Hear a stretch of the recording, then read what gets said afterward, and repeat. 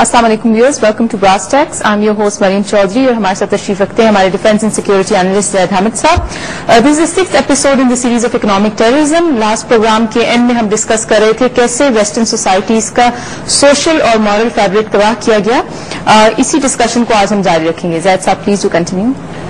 ये देखिए मरियम, जिस तरह हमने पिछले प्रोग्रामों में जो तफसील डिस्कस की कि इन्होंने इकोनॉमिक टेररिज्म किया, इकोनॉमिक टेररिज्म की वो पॉलिसीज जो ये दुनिया में डिप्लॉय कर रहे हैं, जिसमें फूड सप्लाई कंट्रोल करने से लेकर पूरी दुनिया को गुलाम बनाने की स्ट्रैटेजी, हत्ता के leading up to one global government जो ये इसराइल में बैठ के पूरी दुनिया पर हुकूमत चलाएंगे, उस तरफ जो इनकी डायरेक्शन जा रही है। मगर इस सारे प्रोसेस को अचीव करने के लिए मगरिब में इनको एक ऐसा माशरा भी तश्कील देना था कि जो इनके इस निजाम की मज़ाहमत न कर सके, यानी इनको रेजिस्ट न कर सके। एक बड़ा इंटरेस्टिंग कॉन्सेप्ट है कि मगरिब के इस माशरे पर इन्होंने गलबा किस तरह हासिल किया, यानी उनके सोशल फैब्रिक को, उनके मॉरल फैब्रिक को, उनकी फैमिली लाइफ को किस तरह तबाह बर्बाद किया। यह समझना इसलिए जरूरी है कि मगरिब के साथ हम मिसाल लेंगे जापान की, क्योंकि जापान एक ऐसा मुल्क था जिसने दूसरी जंग अजीम के बाद इनके ज़ायनिस्ट इकोनॉमिक मॉडल को 100% अडॉप्ट कर लिया, और उसके नतीजे में आज जापान को क्या भारी कीमत अदा करनी पड़ रही है, हम थोड़ा सा उसको डिस्कस करेंगे।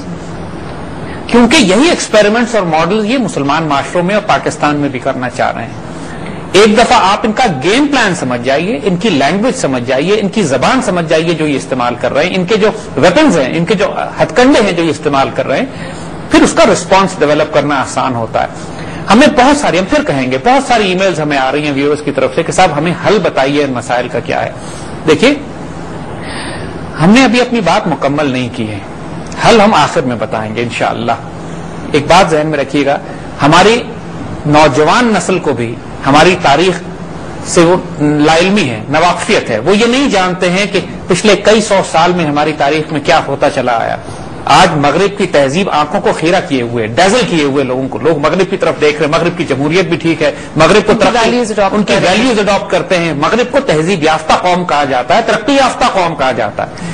जिस कदर खून उनके हाथों से टपक रहा है, जितनी गलीज ये तहजीब है, जितनी नापाक इसका किरदार है, और जिस पूरी दुनिया की इंसानियत में जिस तरह कत्ल गारत और तबाही और बर्बादी उन्होंने बर्पा की है, अभी हमने उसका सिर्फ एक छोटा सा चेहरा आपको दिखाया है। इनकी इकोनॉमिक टेररिज्म, जिसकी दूसरी डायमेंशंस अभी हम अगले 2-3 प्रोग्रामों में इंशाल्लाह डिस्कस करेंगे, उसके बाद we will come to the solutions. देखिए, एक दफा जब ये वाजे हो जाए कि ये तहजीब इतनी गलीज है कि कोई सोल्यूशन इसकी तरफ से दिया हुआ हम कबूल नहीं करेंगे, तो फिर हमारे लोगों को भी यह कबूल करना आसान हो जाएगा कि ऑल्टरनेट्स हैं क्या।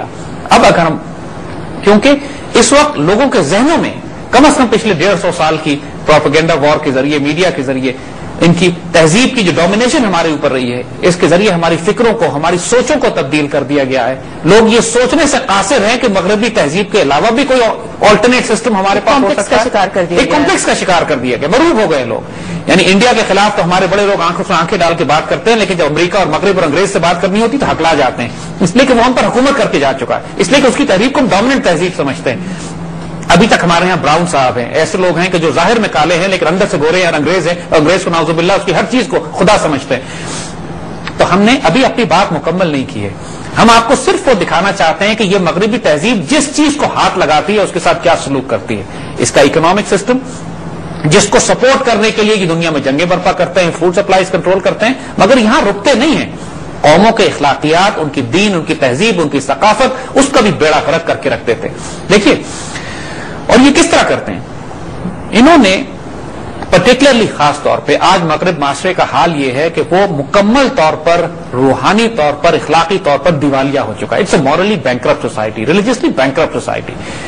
इनका जो इंस्टीट्यूशंस हैं, institutions of family, institution of कि ये बात के बुजुर्गों को, माँ बाप को, बूढ़ों का ध्यान किया जाए, ये बात के औलाद के साथ मोहब्बत हो, फैमिली यूनिट्स हो, शादी का इंस्टीट्यूशन जहां पे मियाँ बीवी मिलकर एक खानदान रेज करते हैं, इन सारों का बेड़ा गर्क कराया जा चुका है। ये हुआ किस तरह, आपको बड़ी गैर मामूली बात आज हम बताएंगे।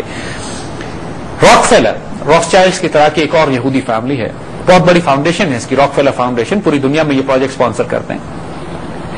अमेरिका में इन्होंने ये देखा जब इनकी 50s 60s वगैरह की और उससे पहले की दिहाइयां थी कि जब ये इंडस्ट्रियल रेवोल्यूशन अमेरिका उरूज पे जा रहा था और उनकी इंडस्ट्रीज को और उनकी फैक्ट्रीज को वर्कर्स की जरूरत थी, امریکہ میں اس زمانے میں بھی بڑے اچھے عیسائی رہا کرتے تھے, بڑا اچھی ویلیو سسٹمز تھیں. جو کانسیپٹ اس وقت ایک ٹپیکل امریکن فیملی کا تھا کہ ماں باپ بچے اور ایک کتا ان کے ساتھ, اور وہ ایک لیونگ ہیپیلی ایور آفٹر, وہ کیفیت امریکن معاشرے میں بھی تھی. 1930s اور 40s میں حال یہ تھا کہ 80% امریکن زمین کے ساتھ رہا کرتے تھے, فارمرز تھے. انہوں نے جب پوری دنیا میں اپنا ایک اکنامک سسٹم ایکسپورٹ کرنا شروع کیا, اپنی پروڈیوس ایکسپورٹ کرنا شروع کی, ان کو فیکٹری میں ورکرز کی ضرورت تھی. راکفیلر فاؤنڈیشن نے ایک پوری کیمپین لانچ کی جس کو وومنز لب کہا جاتا ہے, یعنی وومنز لبریشن, فیمنسٹ موومنٹس. یعنی یہ بات حقوق نسواں کی تحریکیں, اس بات کہ عورتوں کو حقوق ملنے چاہیے, عورتوں کو بڑا ظلم ہو رہا ہے کہ وہ گھروں میں بستی ہیں, گھروں میں رہتی ہیں, اپنی فیملیز کے ساتھ وقت گزارتی ہیں, لہذا عورتوں کو بھی گھروں سے باہر نکالا جائے. میڈیا ان کا تھا. دیکھیے ظاہراً یہ نعرے بڑے اچھے لگتے ہیں کہ صاحب ملک کی ترقی کے لیے ضروری ہے کہ آدھی آبادی جو عورتوں کی ہے وہ بھی ترقی کرے, وہ بھی باہر نکلے گھروں سے اور فیکٹریوں میں کام کرے اور ملازمتیں کرے. ان کا مقصد بڑا ناپاک تھا اس کا, اور یہ خود اکنالج کرتے ہیں. ان کے اپنے یہودی اب یہ بات منہ سے بولتے ہیں اور ہنستے ہیں کہ ہم نے مغرب کے معاشرے کا کیا حشر کیا. وہ یہ کہتے ہیں کہ صاحب مرد کام کیا کرتے تھے, ہم صرف مردوں کی انکم ٹیکس, آمدنی کو ٹیکس کیا کرتے تھے, کیونکہ اور مرد قرض لیا کرتے تھے, مرد بینکوں سے ڈیل کرتے تھے. انہوں نے یہ سوچا کہ صاحب ملک کی باقی آبادی کو ہم کس طرح مقروض کریں, کس طرح گھروں سے باہر نکالیں. جب فیکٹری میں آئیں گے, کام کریں گے, پروڈکشن بڑھے گی, ان کی آمدنی عورتوں کی آئے گی, انڈیپینڈنٹ انکم ہوگی, عورتیں مردوں کے تعلقات سے آزاد ہونا شروع ہو جائیں گی. دوسرا, ان کی آمدنی پہ ٹیکس کرنا شروع کریں گی یہ. اور تیسرا یہ کہ عورتیں بھی پھر وہی کریڈٹ کارڈ استعمال کریں گی اور قرضے لینا شروع کریں گی. نہیں, پہلے جو آدھی آبادی مقروض تھی, پوری آبادی مقروض ہوگی. اور پھر اگلی بات, جب مرد اور عورت, میاں اور بیوی دونوں فیکٹریوں میں کام کریں گے تو بچوں کو کون پالے گا؟ نتیجتاً انہوں نے پبلک سکولز کا ایک نیٹ ورک بچھایا جس کا مقصد یہ تھا کہ کنڈر گارٹن سے لے کے نرسری سے لے کر کہ پرائمری کلاسز سے لے کر بچوں کو اسکولوں میں داخل کرا دیا جائے. نتیجہ مرد اور عورتیں, میاں اور بیوی, ماں باپ یہ فیکٹریوں میں کام کرتے تھے, بچے پبلک اسکول میں پڑھتے تھے, جہاں پہ انہوں نے پورا فکر تبدیل کر کے رکھ دی ان بچوں کی, ان کو اپنے اس معاشرے میں اس طرح انٹیگریٹ کر کے رکھ دیا. جو نسل نکالی انہوں نے امریکنز کی 40, 50, 60, 70 کی دہائیوں میں, وہ ایک ایسی کنفیوز نسل تھی کہ جو ان کے اکنامک سسٹم کو چیلنج نہیں کر سکتی تھی, جس کو صرف وہی معلوم تھا جو انہوں نے پڑھایا اپنی کتابوں میں.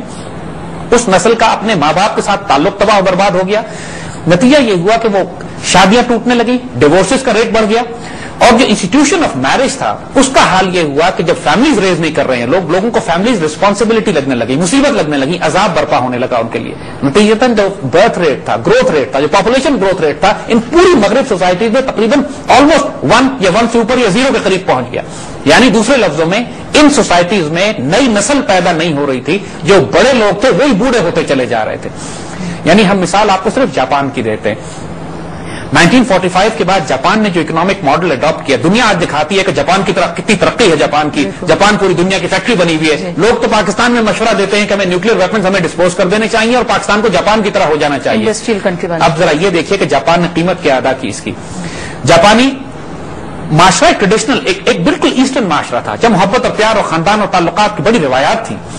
45 کے بعد جو حشر نشر کیا ہے انہوں نے جاپانی معاشرے کا, اس وقت جاپان میں حال یہ ہے کہ بچوں کی تعداد, جو یوتھ ہیں, جو نوجوان ہیں, ان کی پرسنٹیج 20 سے 25% رہ گئی ہے. 70% کے قریب بوڑھے ہیں, اس لیے کہ بچے پیدا نہیں کیے انہوں نے, فیملیز ریز نہیں کی, فیملیز تباہ برباد ہو گئی. جاپان میں بچے نہیں ہیں. حال یہ ہے اس ملک میں کہ پچھلے 10 سال سے آلموسٹ ہر سال وہ 300 اسکول بند کر دیتے ہیں کیونکہ ان کے پاس اسکولوں میں داخلہ کرنے کے لیے بچے نہیں ہیں. اور جو 20-25% اس وقت نوجوان وہاں کام کر رہے ہیں, وہ 80% بوڑھوں کا بوجھ اٹھائے ہوئے ہیں. یعنی ان کے پاس, اور جاپانی سوسائٹی اتنی فیئرسلی پراؤڈ ہے کہ وہ باہر سے امیگرینٹس کال نہیں کر رہے ہیں, باہر سے امیگریشن جاپان کے اندر نہیں ہو رہی ہے. نتیجتاً جاپان میں فیکٹریوں کی پروڈکشن کم ہو رہی ہے, اسکولوں میں بچے نہیں ہیں داخل کرانے کے لیے, معاشرہ تباہ و برباد ہو چکا ہے, اور یہی حال مغرب کا ہو رہا ہے. جی زید صاحب, جاپانی سوسائٹی پہ ہم کنٹینیو کریں گے, لیکن اس سے پہلے we have to cut to a short break.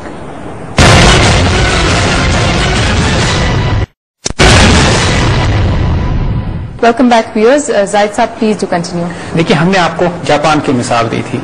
یہ ایک حیرت انگیز بات ہے کہ پچھلے چند سالوں میں 3000 اسکول بند ہو چکے ہیں جاپان میں, کہ بچے نہیں ہیں ان کے پاس. ایک ایسی غیور قوم جو کہ فیملی لائف میں اور اپنی ویلیوز پہ یقین رکھا کرتی تھی, اس نے جب ان کا ویسٹرن اکنامک ماڈل اڈاپٹ کیا تو 40 سال کے اندر حال یہ ہو گیا ہے کہ اب اس کے پاس اس کا بیڑا غرق ہو چکا ہے. یہی اکنامک ماڈل جب ویسٹرن سوسائٹیز نے اڈاپٹ کیا اس سے پہلے, اس وقت یورپ میں حال یہ ہے کہ 2005 میں جب فرانس میں ایک ہیٹ ویو آئی تو 15,000 سے زائد بوڑھے جن کو اپنے اولڈ ہاؤسز میں یا گھروں میں ابینڈن کر کے یہ لوگ چلے گئے تھے، ان کی فیملی سمندروں پہ بیچز پہ پکنک منانے کے لیے، 15,000 بوڑھے عورتیں مر گئے، کھپ گئے، ختم ہو گئے، مگر ان کے بچے اپنی پکنکس چھوڑ کر واپس نہیں آئے بوڑھے ماں باپ کو دفن کرنے کے لیے۔ حکومت کے لیے عذاب بن گیا کہ 15,000 بڈھوں کی لاشوں کو چھپائے کہاں، رکھے کہاں، کہ جب تک ان کی اولاد واپس آ کے کلیم نہ کرے اس کو۔ بچے جب بڑے ہونے سے پہلے، کوئی بچہ مغرب اور یورپ میں ایسا نہیں ہے جو شادی سے پہلے یا بڑے ہونے سے پہلے اپنی عزت اور آبرو گنوا نہ چکا ہوتا ہو۔ ان کے معاشرے کی جو ویلیو سسٹمز ہیں، نہ بچے کے باپ کا کوئی ادب، ماں باپ کا کوئی ادب ہے، نہ بچوں کا کوئی لحاظ ہے، بچے بڑے ہو کے گھر چھوڑ کے چلے جاتے ہیں، پھر فیملی ریز کرنے کا تو سوال ہی نہیں ہے۔ یورپ میں حال یہ ہے، اسکینڈینیوین کنٹریز میں پرٹیکولرلی، کہ حکومت پیسے آفر کر رہی ہے لوگوں کو کہ خدا کے واسطے آپ فیملی ریز کریں تاکہ ہماری اپنی پاپولیشن بھی ہو۔ دیکھیے اس کے نتیجے میں کیا ہوا، یہ ساری Rockefeller sponsored women's liberation movements جو مغرب میں انہوں نے ڈیولپ کی، جن کا مقصد جیسے ہم نے عرض کیا آپ کو بہت ناپاک تھا کہ بچوں کو ہم، کیونکہ ماں باپ جب دونوں کام کریں گے تو ہم ان کی آمدنیوں کو ٹیکس بھی کریں گے، وہ دونوں ہم سے قرض بھی لیں گے، سود بھی لیں گے، اور ان کے بچوں کو ہم بگاڑیں گے اپنے پبلک اسکولس میں۔ اور آج امریکہ میں جو حشر نشر ہوا اور مغرب میں اس کی بات ہے بالکل سب کے سامنے، جیسے ہم نے عرض کیا، پورا فیملی سسٹم کا بیڑا غرق ہو گیا۔ روحانیت، اسپرچویلٹی، مورالٹی، اب وہ امورل سوسائٹی نہیں ہے، اب وہ امورل سوسائٹی ہے، یعنی ان میں اب ویلیو سسٹم اتنا ختم ہو چکا ہے، اب کوئی شناخت گائیڈنس رہ نہیں گئی۔ عیسائیت وہاں نہیں ہے، عیسائی ویلیوز کا وہاں کوئی وجود نہیں ہے۔ ہر وہ چیز جس کا عیسیٰ علیہ السلام نے منع فرمایا ہے اس کو یہ قوم کرتی ہے، اس میں ملوث ہے، انوالو ہے، اور ہر وہ عذاب جس کی وجہ سے اللہ نے قومیں تباہ و برباد کی ہیں قرآن پاک میں، جن بات اور جس گناہ اور جس عذاب کا لکھا ہے وہ سارے گناہ یہ قومیں اب کرتی ہیں، اس لیے کہ فطرت تباہ ہو چکی ہے ان کی۔ اب ظاہر ہے کہ ان کو اپنی فیکٹریاں چلانے کے لیے، اپنے لوگ چلانے کے لیے، جب ان کے پاس لوگ ہی نہیں ہیں اپنے، اور نظر آ رہا ہے کہ اگلے چند سالوں میں ان کے پاس اپنی پاپولیشن ختم ہو جائے گی، انہوں نے پوری دنیا سے امیگرینٹس منگانا شروع کیے۔ دیکھیے جو انہوں نے کینیڈا اگر آج امیگریشن دے رہا ہے پوری دنیا میں، اور امریکن امیگریشن مل رہی ہے، تو محبت اور پیار میں نہیں دے رہے ہیں، ان کو غلام چاہیے اپنے سسٹم کو چلانے کے لیے، وہ پوری دنیا سے امیگریشن لے رہے ہیں۔ لیکن جیسے ہم نے عرض کیا کہ یہ اپنی چالیں چلتے ہیں اور اللہ اپنی چالیں چلتا ہے، ہر چیز ان کے کنٹرول میں نہیں ہے، یہ پلان کرتے ہیں لیکن چیزیں ان کے ہاتھ سے باہر نکل جاتی ہیں۔ جو لاکھوں کی تعداد میں امیگرینٹس پوری دنیا سے اب جانا شروع ہوئے ہیں، اس کے نتیجے میں یہ ہوا ہے کہ پہلا تو یہ ہوا ہے کہ جو مغرب کے معاشرے میں وائٹ ریس تھی، جو اپنے آپ کو سپیریئر ریس سمجھتی تھی، گورا جسے کہتے ہیں، اپنے آپ کو انگریز سمجھتا تھا، وہ شدید خطرہ محسوس کرنے لگا ہے کہ جو باہر سے آنے والے امیگرینٹس ہیں یہ ہارڈ ورکنگ بھی ہیں، محنت بھی کرتے ہیں، جان بھی مارتے ہیں، اور وہ جگہ بنا رہے ہیں اس معاشرے میں مغرب ان ویسٹرنرز کو پیچھے ہٹا کے۔ اور دوسرا جو بہت بڑا نقصان جو مغربی معاشرے کو زائنسٹ کو ہو رہا ہے ان امیگرینٹس کے آنے سے، کہ یہ اپنی تہذیب ساتھ لے کر آ رہے ہیں، اپنا ویلیو سسٹم، اپنا دین ساتھ لے کر آ رہے ہیں۔ خاص طور پہ لاکھوں مسلمان جو مغرب میں گئے ہیں، جو اکنامک مائیگرینٹس ہیں پرائمرلی، ان لوگوں نے اس مغربی معاشرے میں جا کر جو اپنا اخلاق اور اپنا کردار اور اپنا دین پروجیکٹ کرنا شروع کیا ہے، اس میں غلطیاں بھی ہیں، کوتاہیاں بھی ہیں، بڑی خرابیاں ہیں، لیکن اس کے باوجود اس بینکرپٹ معاشرے کے لیے یہ بہت بڑی نعمت تھی کہ ان کو ایک ایسا ویلیو سسٹم بھی ساتھ ہے۔ وہ حیرت سے دیکھتے ہیں مسلمانوں کو کہ مسلمان مغرب میں رہنے کے باوجود بھی فیملی ریز کرتے ہیں، ان کا اکنامک، ان کا مسلمانوں کا فیملی سسٹم، اپنے ماں باپ کا لحاظ اور ادب کرتے ہیں، اپنے بچے تعلقات رکھتے ہیں ماں باپ کے ساتھ، کیونکہ نقصانات ہو رہے ہیں وہاں بہت، لیکن اس کے باوجود مغرب کے بہت زیادہ لوگ اسلام قبول کرنا شروع کر دیا انہوں نے۔ اسلامک یعنی اس وقت لندن میں، یورپ میں، انگلینڈ میں خاص طور پہ تو حال یہ ہے کہ یعنی ان کو خطرہ یہ ہے کہ اگلے چند سالوں میں شاید ان کا وزیر اعظم میرپور سے نہ ہو کہیں، یعنی اس قدر پاکستانی اور اس قدر ماشاءاللہ مسلمان مائگریٹ کر کے وہاں جا رہے ہیں۔ بریڈ فورڈ میں، لندن کے مختلف علاقوں میں کئی کانسٹیٹیوئنسیز ہیں کہ جو صرف ایشینز کی ہیں یا پاکستانیوں کی ہیں۔ These things are having impact on them now۔ اس کی وجہ سے جب یہ لوگ یہاں سے جاتے ہیں اپنا دین، اپنی تہذیب، اپنا تمدن لے کر، تو مغرب اور یہود خاص طور پر یہودیوں کے خلاف نفرت بھی ساتھ جاتی ہے۔ اور یہ ساری چیزیں جو اکنامک کولیپس مغرب کا، اس کے ساتھ جو امیگریشن ہو رہی ہے، جو مائیگرینٹس جا رہے ہیں، سب کیا پہلے اس ایسپیکٹ کو انہوں نے اگنور کیا تھا، ان کو یہ ایکسپیکٹیشن نہیں تھی کہ یہ بھی ساتھ آپ کی بات ہوئی اس میں بات ہم نے کہ یہ لوگ خدا نہیں ہے، نعوذ باللہ، یہ پلاننگ تو کرتے ہیں لیکن چیزیں آؤٹ آف کنٹرول ہو جاتی ہیں۔ انہوں نے پلان یہ کیا کہ مغربی سوسائٹی کو ہم قرض اور سود کے لیے پوری عورتوں کو گھروں سے نکالیں گے اور اس کے بعد سب کو ورک فورس میں ڈال دیں گے، بچے بگاڑ دیں گے ان کے، لیکن دین دے ریئلائز کہ ان کا اپنی سوسائٹی بھی نہیں چل پائے گی اوور۔ دیکھیے یہ سب چیزیں ایک جنریشن میں تو نہیں نظر آتی، کم از کم اس کے لیے 2-3 نسلیں نظر آتی ہیں، جس کے بعد پورا معاشرہ تباہ برباد ہونے لگتا ہے۔ جاپان نے بھی 45 کے بعد جو ماڈل اڈاپٹ کیا، تو آج 50 سال کے بعد اس کو پتہ لگ رہا ہے کہ ہم نے غلط ماڈل اڈاپٹ کیا تھا، ہمارا معاشرہ تہذیب تباہ ہو جائے گی اب جا کے۔ مغرب کا یہی حال ہونے لگا۔ علامہ اقبال نے اسی لیے کہا تھا کہ یہ تہذیب اپنے خنجر سے آپ خودکشی کرے گی۔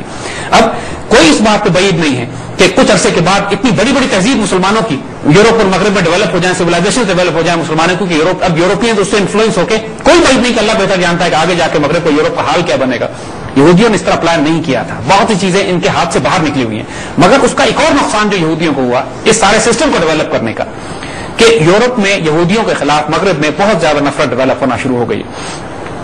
اور اس کا علاج وہ یہ نکالتے ہیں جو تاریخی طور پر جیسے ہم نے پہلے کہا کہ نکالتے ہیں کہ عیسائی دنیا کو مغربی دنیا کو مسلمانوں سے تصادم میں ڈال دو. یعنی صلیبی جنگیں پہلی بھی آج بھی جو یہ جنگ ہے 9/11 کے بعد بش نے جو پہلا لفظ کہا تھا وہی کہا تھا کہ یہ کروسیڈ ہے, ایک صلیبی جنگ ہے جو ہم برپا کرنے جا رہے ہیں, اور بعد میں اس نے ریٹریکٹ کرنے کی کوشش کی مگر اس کے دل کی بات منہ پہ آ گئی تھی. یہ جو کچھ ہی مغرب میں اس وقت مسلمان دنیا پہ جو اس وقت تمام مغربی صلیبی فوجوں کے حملے ہیں اس میں اور صلاح الدین ایوبی کے دور کی صلیبی جنگوں میں کوئی فرق نہیں ہے, یہ ہم آپ کو بتا دیں. یہ انادر انویژن ہے صلیبی جنگوں کی جو مسلمان دنیا میں کی جا رہی ہے, اور یہ یہودی گیم اسی لیے ہے. اس سے پہلے کہ اور جتنا ہی مسلمانوں کو یہ مغرب میں گالیاں دیتے ہیں اتنا ہی مغرب میں لوگ مسلمان بھی ہو رہے ہیں. یوان ریڈلی جو برٹش جرنلسٹ تھی افغانستان میں آتی ہے, طالبان کی قید میں رہتی ہے, آئی تھی گالیاں دینے کے لیے, واپس جاتی ہے مسلمان ہو جاتی ہے. اور یہ کیفیت یوان ریڈلی کے ساتھ اکیلے نہیں ہے, بہت بڑی تعداد. اس کے بعد یوان ریڈلی نے مینشن بھی کیا تھا کہ ان کو کافی پرسیکیوشن کا سامنا تھا. وہی معاشرہ جو اپنے آپ کو ٹالرنٹ اور سیکولر اور لبرل اور ہمیں تنگ نظر کہتا ہے, اس کے بعد یوان ریڈلی سے پوچھے کہ اس کا حشر کیا کیا اس معاشرے نے, جتنا تنگ نظر اور متاثر تو یہ وہ تمام کیفیات اور معاملات ہیں کہ اب پوری دنیا میں ایک ڈفرنٹ بال گیم ڈیولپ ہو رہا ہے. دیکھیے ان مال عسر یسرا قرآن میں بار بار اللہ ریپیٹ کرتا ہے, ان مال عسر یسرا ریپیٹ کیا اس نے اس بات کو کہ ہر تنگی کے ساتھ آسانی ہے. اس میں اگر ایک تنگی اور برائی اور تکلیف کا پہلو آپ کو نظر آتا ہے تو اس کے اندر اللہ نے خیر کا پہلو بھی رکھا ہوتا ہے, ذرا اس کو بھی تلاش کیجیے. تو اسی لیے ہم لوگوں سے کہہ رہے ہیں کہ جو اکنامک سسٹم آپ کو اتنا بڑا نظر آ رہا ہے اس میں گھبرانے ڈرنے کی ضرورت نہیں ہے. ہمارا ایک سیکوینس ہے, ہم حل بھی دیں گے اس کا, لیکن اس سیکوینس یہی ہے کہ پہلے ہم آپ کو اس کا ناپاک چہرہ دکھائیں, اور اسی ماحول میں اللہ تعالیٰ نے جو اپرچونیٹیز ہمارے لیے نکالی ہیں وہ پھر اپرچونیٹیز کو ایکسپلائٹ کرتے ہوئے انشاءاللہ یہ چال ان کے منہ پر الٹی کریں گے انشاءاللہ العزیز. اور اللہ اپنے سب سے بہتر چالیں چلنے والا ہے, وہ خود یہی کہتا ہے. تو دس از دی انوائرمنٹ اس وقت یورپ میں جو ماڈرن انوائرمنٹ کی بن گئی ہے. اب زائنسٹ رسپانس ہم نے آپ کو بتایا, زائنسٹ رسپانس واز ویری کیٹیگورک کہ مغربی صلیبی فوجوں کو لے کے مسلمان دنیا میں داخل ہو. اب یہ مسلمانوں میں تباہی مچا رہے ہیں, ان کے اپنے معاشرے پیچھے تباہ ہو رہے ہیں, ان کی اپنی اکانومی تباہ ہو رہی ہے, ان کا سوشل مورل فیبرک تباہ ہو چکا ہے. اس صورتحال میں جب یہ مسلمان ملکوں میں دخل دیتے ہیں آ کے, اب ہم تھوڑا سا تاریخ میں پیچھے جائیں گے یہ دیکھنے کے لیے کہ جب مسلمانوں اعتراض وہ یہ کرتے ہیں کہ جب مسلمانوں کو جب موقع ملا تو مسلمان بھی ان کی تہذیبوں پہ گئے تھے, ہم نے بھی اسپین پہ قبضہ کیا, ہم نے بھی خلافت عثمانیہ میں آگے جا کے کئی ان کے ممالک پہ قبضہ کیا, مسلمان بھی انڈیا پہ آئے, انڈیا پہ حکومت کی. جب ان کی تہذیب مسلمانوں کے دوسرے علاقوں پہ جاتی ہے تو کیا کرتی ہے, اور جب مسلمان دوسری تہذیبوں پہ جاتے ہیں تو مسلمان کیا کرتے ہیں. آئیے دیکھیے اس کی چند آپ مثالیں دیتے ہیں. سب سے پہلے سب سے بڑی مثال حضور صلی اللہ علیہ وسلم نے فتح مکہ کے موقع پر, یعنی ایک تاریخ انسانیت میں آج تک ایسی مثال نہیں ہے کہ وہ لوگ جنہوں نے 22 سال تک آپ کو پرسیکیوٹ کیا ہو, آپ کو تکلیف دی ہو, آپ کو اذیت دی ہو, آپ کو عذاب دی ہو, کیا تکلیف نہیں دی مکی دور میں اور اس کے بعد مسلمانوں کے ساتھ, جب حضور صلی اللہ علیہ وسلم اور مسلمانوں نے کفار مکہ پر غلبہ پایا تو اس روز سب کو عام معافی, یعنی جانی دشمن بدترین لوگوں کو بھی معافی دے دی گئی. دیکھیے ہمارا دین اور ہمارے حضور صلی اللہ علیہ وسلم جو ماڈل رول ماڈل ہمارے لیے انسانیت کے لیے سیٹ کرتے ہیں وہ میگنانیمٹی کا ہے, معاف کرنے کا, درگزر کرنے کا. مسلمانوں کے ساتھ یہی پرابلم رہی ہے بعد میں بھی ہمیشہ کہ ہم لوگوں نے بہت نقصان اٹھایا ہے لیکن اپنے ویلیو سسٹمز پر ہم قائم رہے ہیں. ہم نے بدترین دشمنوں کو معاف کیا ہے لیکن بے شک نقصان اٹھایا, لیکن اس کے باوجود ہم نے اپنی ویلیوز کو, اپنے حضور صلی اللہ علیہ وسلم کے رول ماڈل کو فالو کیا ہے. ہمارا یہ کردار ہے, ان کا کیا کردار ہے دیکھتے ہیں. دیکھیے اس کے بعد حضرت عمر رضی اللہ تعالیٰ عنہ نے بیت المقدس فتح کیا. تاریخ انسانی گواہ دیتی ہے کہ حضرت عمر رضی اللہ تعالیٰ عنہ نے بیت المقدس کے فتح ہونے کے بعد عام معافی کا اعلان کیا. جی Zaid sahab, we have to take a break but we'll continue on the same. Welcome back viewers. Zaid sahab please do continue. دیکھیے حضرت عمر رضی اللہ تعالیٰ عنہ کی مثال جب آپ نے بیت المقدس فتح کیا, ہم آپ کو مثال دیتے ہیں مسلمانوں کے اسپین میں دور کی. وہ عیسائی علاقہ تھا جہاں مسلمان گئے, مسلمانوں نے قبضہ کیا اس پہ جا کے, ٹھیک 800 سال مسلمانوں نے حکومت کی اس کے اوپر. ایک واقعہ خود عیسائی تاریخ دان بھی بیان نہیں کرتے ہیں کہ جب مسلمانوں نے عیسائیوں کو پرسیکیوٹ کیا ہو, ان کو ظلم کیا ہو, ان کے حقوق تنگ کیے ہوں, یہودیوں کے حقوق تنگ کیے ہوں, کوئی مشکل ان کے لیے کریٹ کی ہو. یہودی اور عیسائی مسلمانوں کی حکومت میں اتنے امن کے ساتھ رہتے تھے کہ پوری دنیا سے عیسائی آیا کرتے تھے مسلمان اسپین میں علم اور تعلیم حاصل کرنے کے لیے, اور محبت اور پیار کا یہ مقام. چیز سے مسلمانوں نے انٹروڈیوس کی, لائبریریز اور ہاسپٹلز اور یہ سارے کانسیپٹ, پوری مغربی تہذیب جو آج آپ کو نظر آتی ہے. حتیٰ کہ کسی نے جارج برنارڈ شاء سے پوچھا کہ اگر مسلمان اسپین سے نہ نکالے جاتے تو کیا ہوتا, تو اس نے کہا کہ انسان چاند پر 200 سال پہلے پہنچ جاتا. یعنی وہ تہذیب کتنے عروج پہ جا رہی تھی. دیکھیے یہ اسپین کی مثال ہم نے آپ کو. کیا یہ وہی ٹائم پیریڈ ہے زید صاحب جس کو اپنی سویلائزیشن کو یہ خود کہتے ہیں کہ ڈارک ایجز تھی؟ آپ کی بات بالکل ٹھیک ہے. یہ وہ پیریڈ تھا کہ جب مغرب میں ڈارک ایجز تھے, یعنی لٹرلی یہ پتھر کی دنیا میں رہا. ایکنالج کرتے ہیں وہ پیرس میں اور فرانس میں کیچڑ اور غلاظت کے مارے انسان چل کے نہیں جا سکتا تھا ایک جگہ سے دوسری جگہ تک. حال یہ تھی کہ یہ انسانوں کو زندہ جلا رہے تھے اس وقت, وچز کہہ کر, جادوگرنیاں کہہ کے. وہاں پلیگ پھوٹتے تھے بیماریوں کی وجہ سے. ایک ناپاک ترین سویلائزیشن تہذیب ان کی تھی جس کو یہ ڈارک ایجز کہتے ہیں. یہ اسپین میں اندلوسیا میں مسلمانوں نے جو اپنی تہذیب ڈیولپ کی تھی, یہ ہماری تہذیب تھی. جو ان کی تہذیب کی اصلیت تھی وہ اس وقت آپ کو یورپ میں اس وقت نظر آ رہی تھی. اور مسلمانوں نے خلافت عثمانیہ قائم کی. خلافت عثمانیہ میں بھی 800 سال مسلمانوں نے حکومت کی. اگین اس میں کیریکٹر دیکھیے مسلمانوں کا کیا تھا. جب مسلمانوں نے شکست کھائی اسپین میں اور عیسائیوں نے مار مار کے مسلمانوں اور یہودیوں کو نکالا, تو مسلمان اور یہودی دونوں نکل کر خلافت عثمانیہ میں آئے پناہ لینے کے لیے. یہودی خلافت عثمانیہ میں آئے عیسائیوں سے مار کھا کر پناہ لینے کے لیے, اور خلافت عثمانیہ نے ان کو اپنے پاس جگہ دی اور پروٹیکشن دی کہ تمہیں اسپینش انکویزیشن میں مار مار کے نکالا جا رہا ہے.